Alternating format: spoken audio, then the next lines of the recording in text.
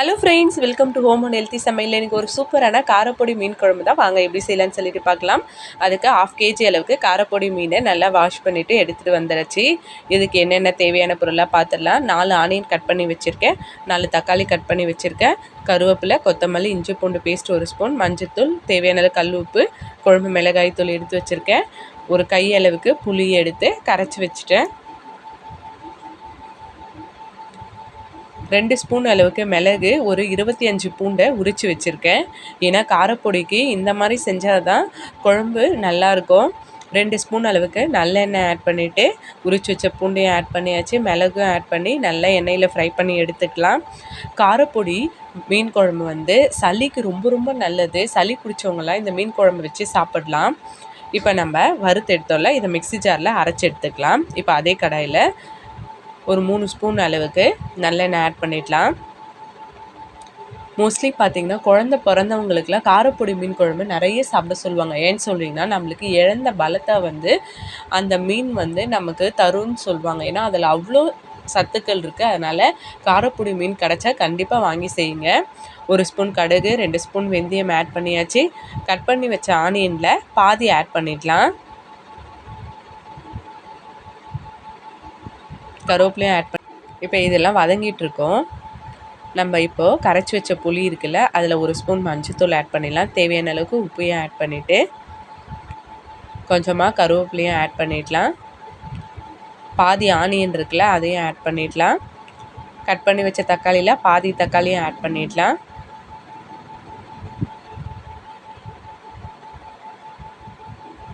நான் ஆல்ரெடி சங்கரா மீன் குழம்பு எல்லாமே நம்ம சேனலில் போட்டிருக்கேன். உங்களுக்கு லிங்க்லேயும் நான் தரேன். 4 ஸ்பூன் அளவுக்கு குழம்பு மிளகாய் தூளை ஆட் பண்ணிக்கலாம். இப்போ எல்லாத்தையும் நல்லா கை வச்சு ஒரு 5 நிமிஷம் நல்லா கலந்துகிட்டே இருங்க. இந்த மாதிரி நம்ம மசிச்சுட்டே இருந்தோம்னா அந்த குழம்பு டேஸ்ட்டே சூப்பராக இருக்கும். ஒரு 5 நிமிஷத்துக்கு இதே மாதிரி பண்ணிகிட்டே இருங்க. இப்போ ரெடி ஆயிடுச்சு. இப்போ நம்ம கடாயில் தக்காளியை ஆட் பண்ணி நல்லா வதக்கிடலாம். இஞ்சி பூண்டு பேஸ்ட் வச்சுருந்தோம்ல 1 ஸ்பூன், அதையும் இதில் ஆட் பண்ணிடலாம். இப்போது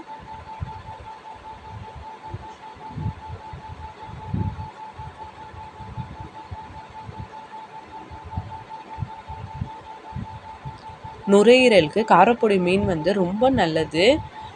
அதுவும் இந்த மாதிரி மழை டைம் கிளைமேட்டுக்கெலாம் இந்த மீன் கிடச்சா கண்டிப்பாக செஞ்சு சாப்பிடுங்க. இப்போ நம்ம கரைச்சி வச்ச புளியும் ஆட் பண்ணிடலாம். நல்லா கலந்து விட்டுடுங்க.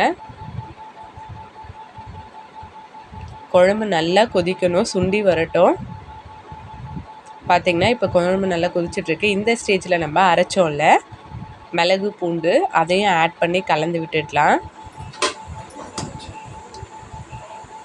இப்போ நான் கலந்து விட்டுடலாமா?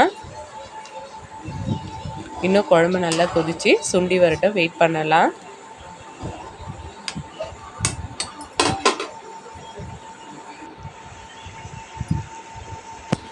பார்த்திங்களா, குழம்பு நல்லா சுண்டிடுச்சு. இந்த ஸ்டேஜில் நம்ம மீனை ஆட் பண்ணிடலாம்.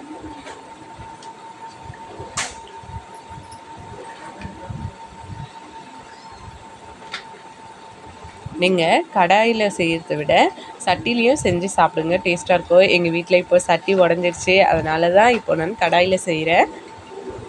சட்டியில் உங்களுக்கு நெக்ஸ்ட் டைம் செஞ்சு வீடியோ போடுறேன். இப்போ குழம்பு நல்ல ஒரு கொதி வந்த உடனே மீன், ஏன்னா சீக்கிரமாகவே மீன்லாம் குக் ஆகிடும், ரொம்ப நேரம் கொதிக்க வைக்க வேணாம்.